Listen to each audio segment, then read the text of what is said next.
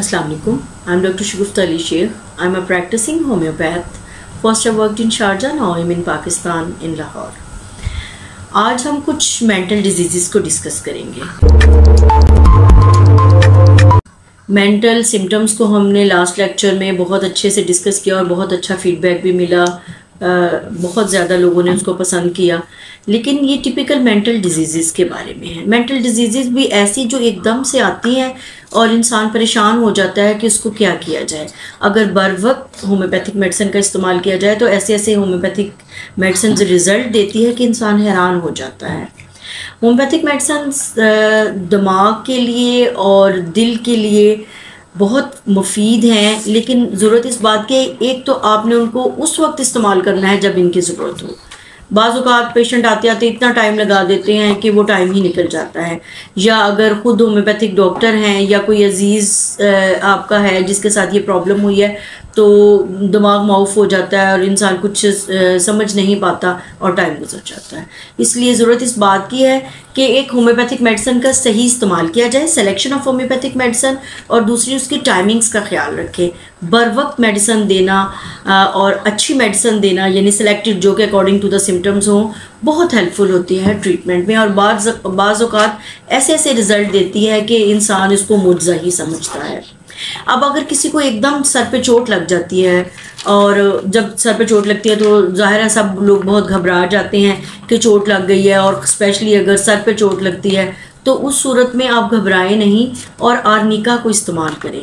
Arnica को 1 या CM में इस्तेमाल करें और इसके साथ साथ आप नेट्रम सेल्फ को भी इस्तेमाल कीजिए। इसको भी 1 या CM में इस्तेमाल करें। फ़ौरन जैसे ही चोट लगे आप आर्निका 1 की या CM की एक डोज दे दें और साथ में नेट्रम सेल्फ जो है वो उसकी 1 या CM की एक डोज दे दें। आप देखेंगे कि एक डोज देने से ही बहुत अच्छा रिज़ल्ट आएगा और इसका ऐसे लगेगा कि जैसे कोई मुआवजा हो गया है और ये जो आपको नुकसानदेह असरात हैं वो एकदम से पीछे हट गए हैं।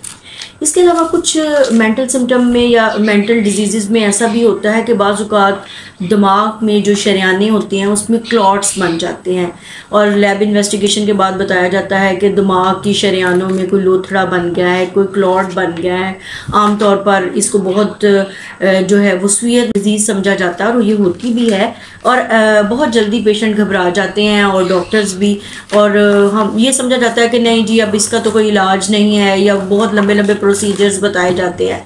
भले से आप वो भी करें, लेकिन उसके साथ साथ आप होम्योपैथिक मेडिसिन को भी याद रखें। इस सिलसिले में आर्निका को इस्तेमाल कीजिए, 1 में या CM में इस्तेमाल कीजिए, साथ में ओपियम का इस्तेमाल कीजिए। याद रखिए जहाँ पे भी लोथड़ा या क्लॉट बन जाता है उसमें ओपियम और आर्निका मिलके बहुत अच्छा काम करते हैं। अच्छा, अब ये तो दिमाग की शरियानों के बारे में बात हो रही है कि उसमें कोई क्लॉट बन जाता है तो उसमें ये जो है वो मेडिसिन इस्तेमाल करें, और मेडिसिन इस्तेमाल करने के बाद आप दोबारा लैब इन्वेस्टिगेशन कुछ दिनों के बाद करवाएं तो आप हैरान रह जाएंगे कि बाज़ औक़ात पेशेंट में वो क्लॉट्स गायब हो जाते हैं। हालांकि ये एक बहुत मुश्किल जो है वो इसका ट्रीटमेंट है और इसका प्रोसीजर भी बहुत मुश्किल होता है कि लेकिन अल्लाह ताला ने शफा के लिए बहुत तरीके रखे हैं और बहुत सारी चीज़ों में शफा रखी हुई है। बस ये होता है कि जब हम उस सही चीज़ तक अप्रोच करते हैं तो हमें जो है वो चीज़ मिल जाती है। तो इस सिलसिले में अगर आप जो है वो एलोपैथिक मेडिसिन के साथ भी इसको इस्तेमाल करना चाहें तो कोई हर्ज नहीं। ओपियम और आर्निका इनको 1 या CM में इस्तेमाल करवाएं, इंशाल्लाह ताला क्लॉट्स गायब हो जाएंगे। इसी तरह अगर हार्ट में जो है उनकी शरियानों में क्लॉट्स बन जाते हैं जो कि एक आम आजकल बीमारी समझी जाती है कि जी दिल की शरियानों में या वेन्स में जो है वो क्लॉट्स बन गए हैं, तो उस सूरत में भी इन दोनों मेडिसिन को याद रखें, यानी आर्निका को और ओपियम को, इनको 1 या CM में इस्तेमाल करवाएं। इंशाल्लाह बहुत अच्छा रिज़ल्ट मिलेगा और बहुत अच्छे रिज़ल्ट मिले भी हैं। हिस्ट्री भी इनकी ऐसी है, होम्योपैथिक की हिस्ट्री में अगर आप देखें तो इन्होंने बहुत अच्छे अच्छे रिज़ल्ट दिए हैं। अच्छा, एक ऐसा भी सूरत हाल होती है कि किसी कोई सदमा किसी इंसान को मिलता है या किसी करीबी अजीज़ की डेथ हो जाती है, तो उस सूरत में भी दिमाग ऐसे लगता है कि काम करना छोड़ गया है, कुछ समझ नहीं आती। दिमाग माउफ हो जाता है। ऐसी सूरत हाल अगर आपके साथ हो या आपके किसी अजीज़ के साथ हो या आपके किसी पेशेंट के साथ हो, उसके को वो आके बताएं जी किसी कोई बुरी खबर सुनी है या इनके किसी करीबी जो शख्स की डेथ हो गई है जिसकी वजह से ऐसे लग रहा है कि इनका बिल्कुल ब्लैंक हो गया है दिमाग और काम नहीं कर रहा, तो उस सूरत में काली फास्ट को याद रखें।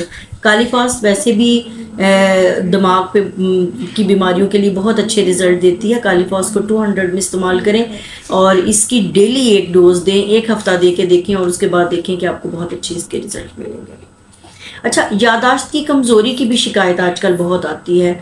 छोटे छोटे बच्चों के बारे में भी पेरेंट्स आके कहते हैं जी बच्चे की मेमोरी बहुत वीक है। एक्चुअली ये जो हमने अपने दिमाग को और अपनी आँखों को ये मोबाइल फ़ोन और सोशल मीडिया पे जो इतना बिज़ी कर दिया है, ये उसका साइड इफ़ेक्ट है। और बच्चे और बड़े, बच्चों को क्या कहना, आप बड़े भी पूरा दिन मोबाइल इस्तेमाल करते हैं, जिनकी वजह से उनका जो दिमाग है वो उसके साथ इंटरेक्ट करते करते बिल्कुल ऐसे लगता है कि जैसे एक दुनिया से आप जब आप उनको आवाज़ दें तो वो ऐसे आपकी तरफ देखते हैं जैसे एक दुनिया से वो दूसरी दुनिया की तरफ, यानी उन्होंने एक अपनी ही एक अलहदा तसव्वुराती दुनिया बनाई हुई होती है जिसके अंदर वो सोशल मीडिया में वो ज़िंदगी बसर कर रहे होते हैं। ऐसी सूरत में यादाश्त का कम हो जाना एक कुदरती बात है और अगर हमने इस पर को कंट्रोल ना किया तो यकीन कीजिए इससे बहुत भयानक नताइज निकलने वाले हैं। इसलिए मैं पहले भी ये आपसे रिक्वेस्ट कर चुकी हूँ, अभी भी करती हूँ कि ख़ुद भी और अपने बच्चों को भी मोबाइल से दूर रखें और कम से कम इसका इस्तेमाल करें। नागज़ीर है इसका इस्तेमाल, ज़रूरी है, हर जगह इस्तेमाल होता है, लेकिन जितनी ज़रूरत हो उतने ही इस्तेमाल करें। ये हर वक्त सोशल मीडिया के ऊपर ऑनलाइन रहना और अपने दिमाग को उसमें कैप्चर कर देना, ये कोई अच्छी बात नहीं है। खैर, इसके जो साइड इफ़ेक्ट्स आ रहे हैं वो ये आ रहे हैं कि यादाश्त की कमज़ोरी के बहुत ज़्यादा केसेस आ रहे हैं। उस सूरत में अगर ऐसा हो गया है, और बाज़ लोगों को तो इससे दौरे भी पड़ने लग जाते हैं, अगर ऐसा हो गया है तो अब कुछ नहीं हो सकता, अब तो उसकी मेडिसिन, हाँ ये सकता है कि आप आइंदा के लिए इसका इस्तेमाल कम कर दें।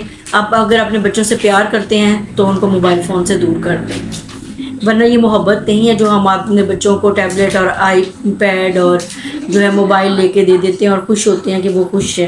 तो इस सिलसिले में पिक्रिक एसिड जो है वो हमारी बहुत अच्छी मेडिसिन है। पिक्रिक एसिड, इसको इस्तेमाल कीजिए। 30 में भी इस्तेमाल कर सकते हैं, 200 में भी इस्तेमाल कर सकते हैं। मैं तो वैसे रिकमेंड करती हूँ कि इसको 30 में इस्तेमाल करें और TDS करें, दिन में 3 दफ़ा करें और ज़्यादा इस्तेमाल करें, तो इससे बच्चों की और बड़ों की जो मेमोरी है इंशाअल्लाह ताला उसका मसला हल हो जाएगा, बहुत अच्छे रिज़ल्ट मिलेंगे।